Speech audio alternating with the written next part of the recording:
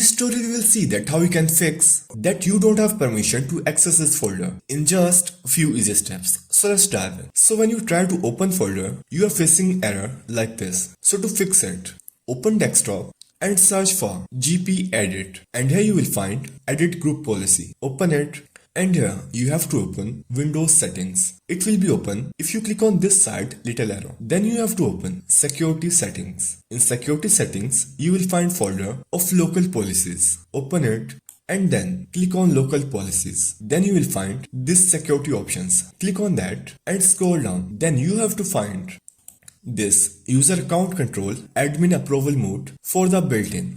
After finding this, simply right click and open properties, and then you have to disable it. Click apply and OK. Then you have to disable one more setting that you will find right below, that user account control run all administrators in admin approval. It will be enabled. You have to right click and open properties and disable it. Click apply and OK, and you will see this notification that you must restart your computer to turn off user account control. Simply click on this start button, power button, and restart your PC. After restarting your PC, if you try again to open that folder, like this was the folder, if you try to open it, it will be open. So that's how you can open. You don't have permission to access this folder.